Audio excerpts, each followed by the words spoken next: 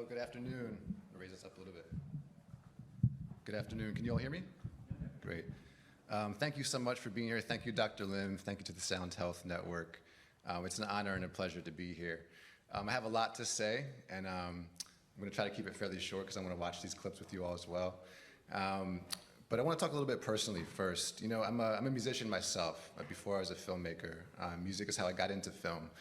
And to me, film is music, right? It's very similar. It's emotional. It's highs and lows and peaks and valleys. It's storytelling. It's sound, and it's visual, right? And we know sound can be visual for people as well too. I'm also a father, and especially after the past couple weeks, I think all of us who are parents, all of us who have loved ones are feeling the weight of what's going on in this country and in the world. And I want to lean into some of these heavy conversations, like Dr. Lim was saying. We're here to have some of these hard conversations. And over the past couple of years, I've seen the effects of the pandemic on my daughter. She's 8 years old. The isolation hit her very, very hard. At the same time, we were working on this film, and I discovered that a tuning fork tuned to 136.1 hertz helps her fall asleep every night around both ears.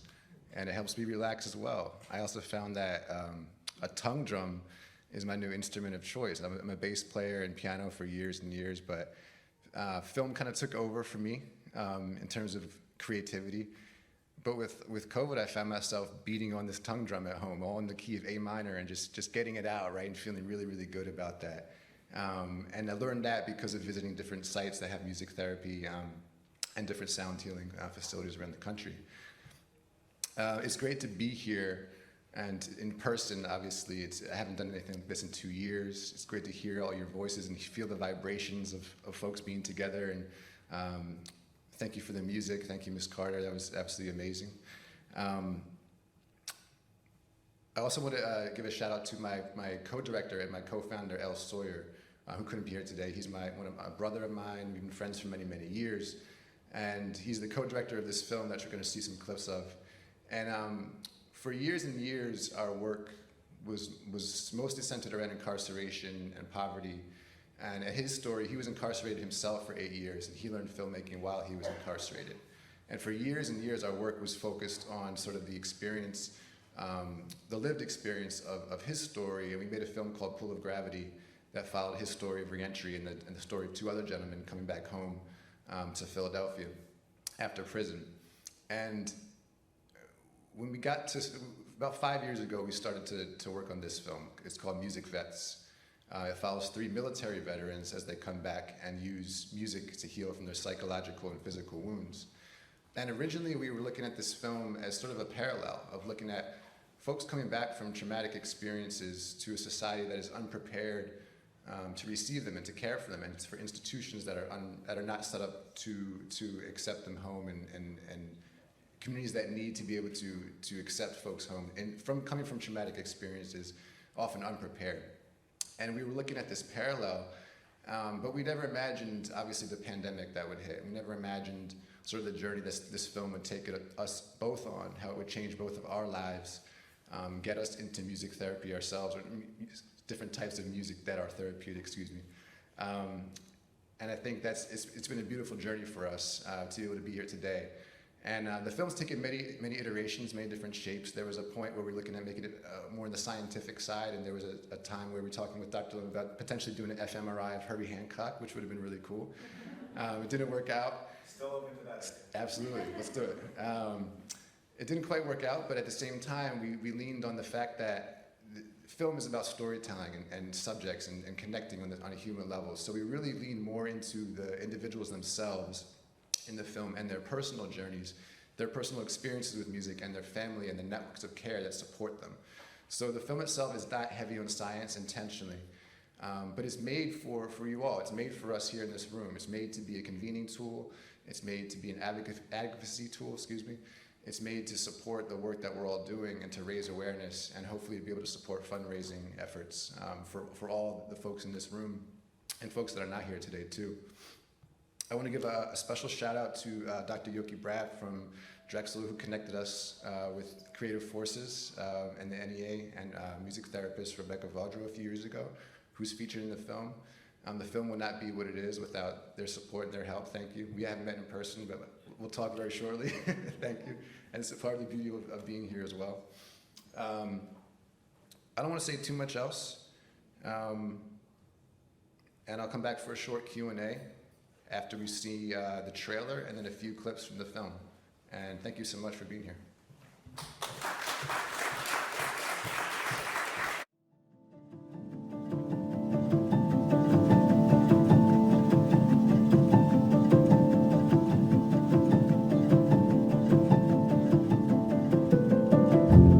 One of the things that makes it very hard for a person to start talking about a trauma is it's such an intense chemical and physiological experience that one feels like they are immediately back in that experience. Music takes me into another zone. It gives me closure so that I don't have to go out with whatever that was tormenting me from the war. Everything changed when I fell out of that helicopter. I used to just pray for death. I was in so much pain, I couldn't handle it, and they couldn't get a control on it, and I was taking so many drugs. I'm now being reintroduced to the person I was before the military. Now I'm realizing I cannot cope with the emotions that comes with that person. You guys can feel the music, and so we're locked already, right? And that's phenomenal. Music has that unique ability to tap into spirituality, to tap into emotion.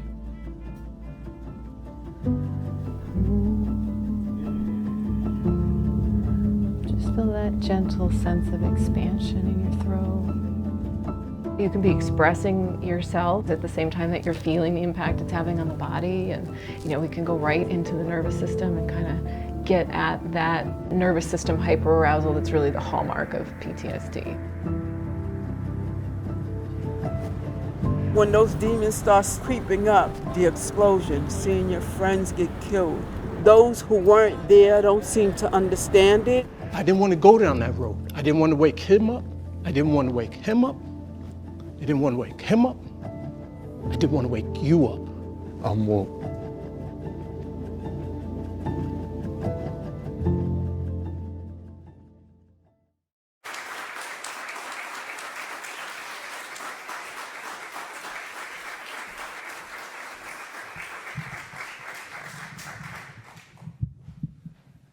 John, thanks for sharing those clips with us. Yeah, very moving. Questions for John? Yes, in the front. Ranger with Wellbeing Trust. I'm just curious about the folks that you had participate in the film. I'm imagining this was very difficult to do to begin with, and then they're also sharing it on camera. And I'm just wondering how you were able to get them to kind of want to participate. Yeah, great question. So it's been a long process, about 5 years of making the film. And I guess the short version is that we pride ourselves on relationships, on building relationships first. We always come in and spend time getting to know people way before any cameras come out. But also more importantly, I think, is that our past work speaks for itself in terms of working with folks that have been traumatized and that have been sort of underserved by institutions, especially in this capacity. But also, again, I can't understate sort of the co-sign of folks like Dr. Yoke and Dr. Lim, of course, to sort of that help us kind of become more informed of this world that we were stepping into. Neither myself or my partner Elle are veterans. Again, I mentioned his experience with incarceration, but again, you can't compare that to service. I'm a musician myself, so I had a little bit of background in there. But really just spending time and getting to know people as humans first, and really, talking a lot about being parents and what that means. But it takes a while. There was a lot of folks that were featured that potentially would have been in the film that ended up not being in the film. We ended up landing on these 3 subjects. Some folks' stories, just their lives were a little bit too complicated. There were folks that maybe weren't ready to share their stories. We did it early on in the process. We did do an interview with a gentleman, a Vietnam veteran, and that same day we did the interview, he also later that night, he watched the Ken Burns documentary about Vietnam. That night, he had a very bad weekend. after us interviewing him, and the combination of that, of watching the Ken Burns documentary. So at this film, we have a lot of disclaimers at the beginning that let people know that there are conversations around trauma, around war, around suicide, around these things. So again, it's been very educational for us to kind of how we approach it. But yeah, I hope that answers your question. Yes, sir. Matt Bear from the VA in Indianapolis, and I'm a physician and pain researcher. I'm just curious if there's plans to disseminate your, this is fantastic. Thank you. To the VA especially, I think it would resonate so well and raise awareness of music therapy, the power of it. And any plans on disseminating or to the VA? Yeah, absolutely. Thank you for being here. Again, this is partially why I'm here today, right? Is to sort of just to build network with you all, build community with you all, and see how can this film be best useful, right? How can this be used in the VA? How can it be used in universities with the American Music Therapy Association? How can we partner around this film to spread the word and spread awareness? And some of the folks that you saw in the film, and the folks that were in the circle, that's at a music therapy program in White Plains, New York, in Westchester County.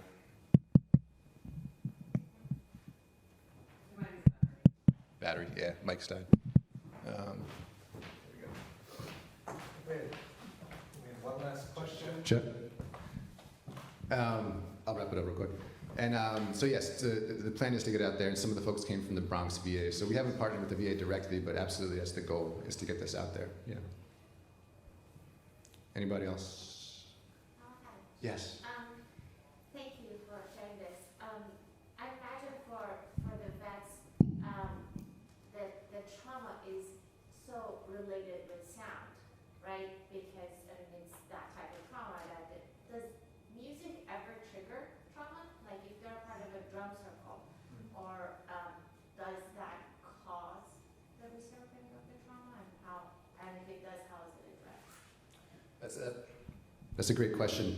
I don't know personally if this didn't happen in our case, in our filming, but I would not be surprised at all. I know personally, I've been exposed to a lot of shootings over the years, and fireworks is a huge trigger for me, for myself. So I know that just sound in general, obviously, we know can be a trigger. But I'm not sure about music. That's a great question. That'd be something to follow up on. One more in the back. No, I just wanted to have a follow-up. Now we generally heard music therapy, and we have to consider, and this is a part of what we do with our practice, is understanding the effects of music and harm. So many of us as music therapists in clinical practice in particular, we do assessments, and we make sure that we kind of talk with caregivers, the patient, any other treatment team members. Depending on what setting you're in, that may change on who you speak with, but to make sure that we have an understanding of what could potentially cause harm to the individual as we're working with them. So yes, music can recreate trauma and cause those events, and that's why we want to talk with who you're working with. If I could just add to that, I've actually, I've been supervised by Rebecca in the film. I worked very closely with her, and I know their program down in San Diego. Everything that we do is incredibly intentional, and the assessment process of things like that is evidence-based, is rooted in research, and rooted in those individualized assessments to make sure that everything that you're doing is safe. And it's another thing that goes back to the importance of the American Music Therapy Association, of why protections and licensures and things like that are important, because there are documented cases of music and how it can be harmful.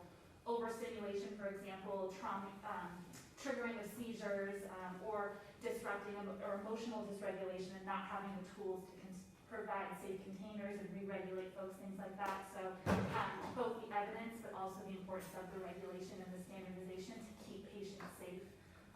Just to elaborate on what Natalie was sharing. Thank you for that. Please find me. I'm getting kicked off the stage. Please find me for lunch. Let's talk more. Thank you all so much.